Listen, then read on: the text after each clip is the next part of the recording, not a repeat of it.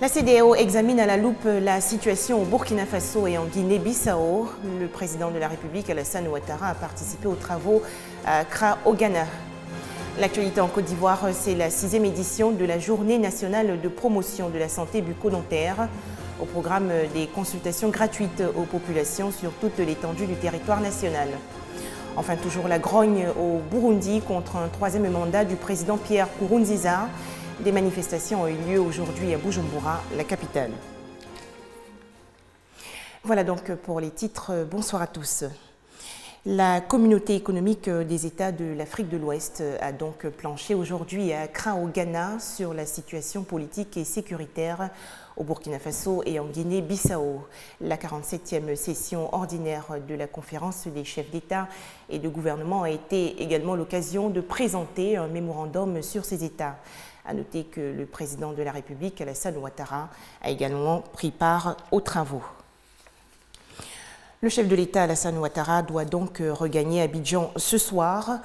Demain, mercredi 20 mai, le président de la République va entamer une visite d'État dans la région du Denguélé. Objectif, s'enquérir des réalités du Grand Nord après la crise qui a secoué le pays. Le président de la République, Alassane Ouattara, va également animer des meetings pour répondre aux préoccupations des populations. Et toutes ces rencontres seront bien entendu diffusées sur les antennes de la RTI. Autre actualité, plus de 100 000 personnes vivant avec le VIH-Sida, dont 70 000 enfants orphelins vulnérables, vont bénéficier du projet dénommé « Ressources pour l'élimination de la vulnérabilité des enfants ». Ce programme financé par l'Agence des Nations Unies pour le développement international a été lancé aujourd'hui à l'ambassade des États-Unis dans la commune de Cocody. 6 régions sont concernées par ce projet. La vie permet à chacun de vivre heureux. Ce poème traduit le rêve de Christian et Catherine, 2 adolescents qui rêvent d'un avenir meilleur pour tous les enfants de Côte d'Ivoire, un monde dans lequel aucun enfant ne sera orphelin ou vulnérable du fait du VIH-Sida. Comment faire de ce rêve une réalité? Pour y arriver, un projet voit le jour. Le projet Rêve, ressources pour l'élimination de la vulnérabilité des enfants. C'est d'arriver à l'autonomisation de la jeune fille. Le projet est donc financé par l'USAID et sa mise en œuvre sera assurée par l'ONG Save the Children pour une durée de 5 ans. Ce projet va toucher une certaine cible, évidemment. Donc la cible primaire, ce sont les orphelins et enfants vulnérables que nous avons dans notre pays, les adolescentes et aussi les personnes vivant avec le VIH. 6 régions sont concernées par ce projet. Il s'agit du district d'Abidjan, de la région de la Niébiti-Assamé, du Bélier, du Gbeke, de l'Indéné-Djouablien et du Nzi-Ifou. Avec Rêve, c'est la réduction du taux de prévalence du VIH, surtout élevé chez la jeune fille. En plus des partenaires techniques et ONG, ce projet bénéficie du soutien de plusieurs ministères, dont celui chargé de la question de l'enfance. C'est un projet qui arrive à point nommé. Vous savez qu'il importe que nous accélérons le processus de prise en charge de tous ces enfants vulnérables et de leurs familles, mais surtout que nous ayons rapidement des résultats bien meilleurs. Près de 22 millions de dollars pour financer le projet Rêve. Ceci permettra d'améliorer les conditions de vie de nombreuses communautés. On faisait le point avec Patricia Omou-Etia et Christiane Hunda. Toujours dans le domaine de la santé, la 6e édition de la Journée nationale de promotion de la santé bucco-dentaire. C'est une initiative du ministère de la Santé et de la lutte contre le sida. Il s'agit entre autres d'offrir des consultations gratuites aux populations sur toute l'étendue du territoire national. La cérémonie officielle s'est tenue aujourd'hui à l'hôpital général de la commune de Koumassi. En Côte d'Ivoire, il existe des cabinets dentaires dans la plupart des établissements sanitaires publics. Mais le taux de consultation est très faible, soit moins de 50%. Conséquence, plus de 60% de personnes sont atteintes de la carie dentaire. Pour améliorer cette situation, la Direction de coordination du Programme national de promotion de la santé bucco-dentaire initie la Journée nationale de la promotion de la santé bucco-dentaire, une 6e édition placée sous le signe d'un sourire pour la vie. Les caries dentaires peuvent entraîner une dissémination des germes dans l'organisme.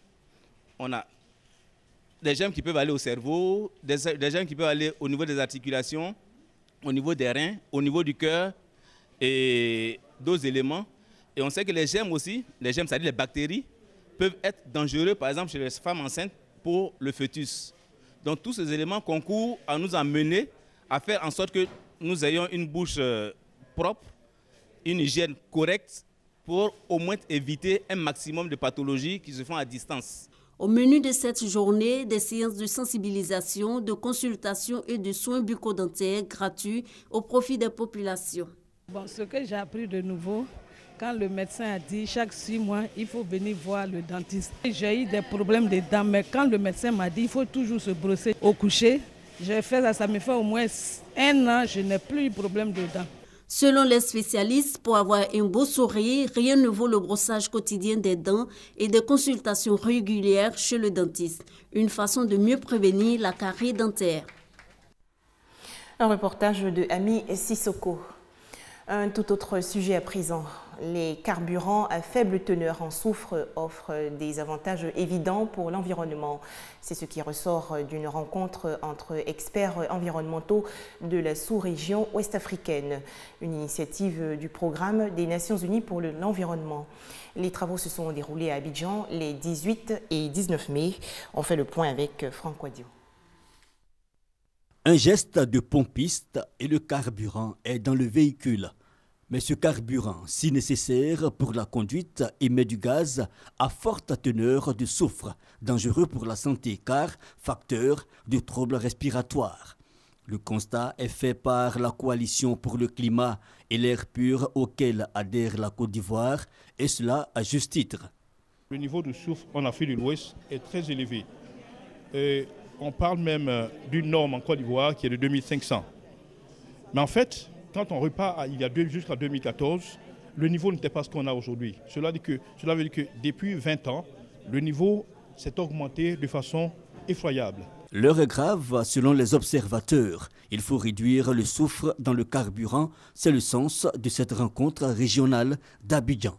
Les autres pays des sous-régions ont réussi à réduire substantiellement le niveau de soufre. Par exemple, en Afrique de l'Est, c'est vraiment réussi. Mais en Côte d'Ivoire précisément, c'est 200 à 300 fois plus que ce qu'on espérait dans les autres pays. Situation similaire dans toute l'Afrique subsaharienne. Pour le directeur de cabinet représentant le ministre de l'Environnement, de la Salubrité urbaine et du Développement durable, ces réflexions de 2 jours devront permettre de dresser un chronogramme précis. Vous devriez aussi identifier des outils de communication pour le plaidoyer et l'information. Cette dernière approche sera le gage d'une implication de toutes les parties prenantes à la mise en œuvre de ce vaste processus. Un processus pour tendre vers l'objectif final, la réduction du soufre dans le carburant d'ici à 2016, et cela passe par la dotation des sociétés de raffinage des pays de la CEDEAO de moyens appropriés.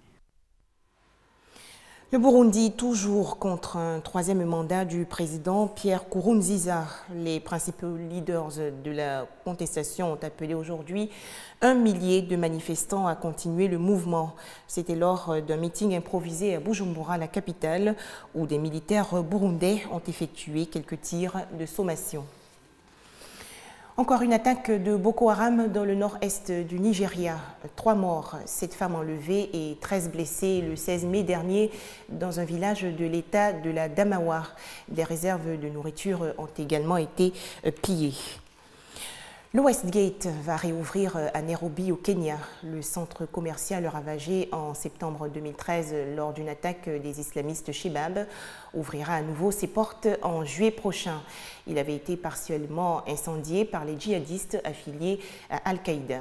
L'attaque avait fait au moins 67 morts.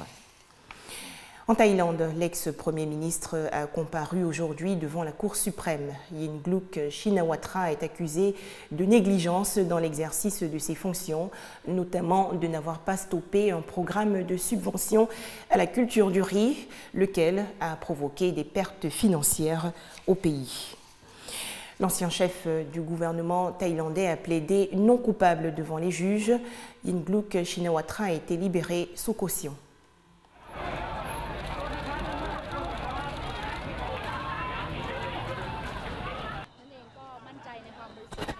Je sais que je suis innocente et j'ai confiance dans les preuves et les témoignages qui seront présentés à la Cour. Enfin, des migrants arrêtés aux portes de l'Italie. La région de la vallée d'Aoste en a en effet refusé d'accueillir 79 d'entre eux.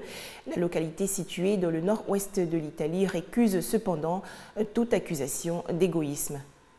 La vallée d'Aoste, dans le nord de l'Italie. Cette petite région francophone au pied des Alpes est comme le reste de l'Italie lasse d'assumer l'essentiel de l'afflux des migrants. Modibo y est arrivé en septembre dernier. Ce Malien a fui la guerre pour la Libye jusqu'à ce qu'un obus détruise son lieu de travail. L'Europe est pour lui une nouvelle désillusion. Tout le monde veut travailler. Si tu vois que tu es quitté en Afrique, parce que c'est chaud chez toi, c'est chauffé. Mais comme si on est là, c'est comme si tu es quitté dans l'enfer et tu es venu dans un autre enfer. Parce que quand tu ne travailles pas, la dignité d'un homme, c'est le travail. Situation d'urgence oblige, toutes les régions italiennes sont sollicitées pour faire face aux arrivées massives de migrants qui débarquent par milliers chaque semaine. Mais le président de la région d'Aoste a lui décidé de fermer la porte et de refuser les 70 migrants supplémentaires prévus pour son territoire. Ce n'est pas égoïsme, c'est une question de, je crois, dignité de l'accueil qui doit être fait d'une certaine manière. Si on n'est pas dans la condition, on ne pouvait pas le faire. La région n'accueille pourtant que 62 migrants. 18 d'entre eux sont à la Sorgente, un ancien hôtel devenu l'un des 3 centres d'accueil de la région. Il y a d'un côté le devoir de faire face à une situation d'urgence, mais de l'autre, il y a des limites à notre capacité à insérer correctement ces migrants. Toutes les associations ne sont pas d'accord et certains regrettent que les débats politiciens tournent surtout autour du manque de place. Pour elles, le problème est ailleurs. Il n'est pas suffisant de fournir une belle structure d'accueil et de la nourriture si ensuite il n'existe pas de projet de vie pour ces personnes afin qu'elles puissent devenir réellement une ressource pour la société. L'Italie s'est jusqu'ici montrée relativement accueillante, mais comme Aoste, d'autres régions pourraient décider de fermer leurs portes aux migrants. La Commission européenne a appelé les États membres à plus de solidarité et à instaurer des quotas d'accueil. Mais peu sont encore prêts à l'accepter. Voilà, c'est la fin de cette édition. Je vous retrouve avec plaisir demain à 19h30 sur RTI2.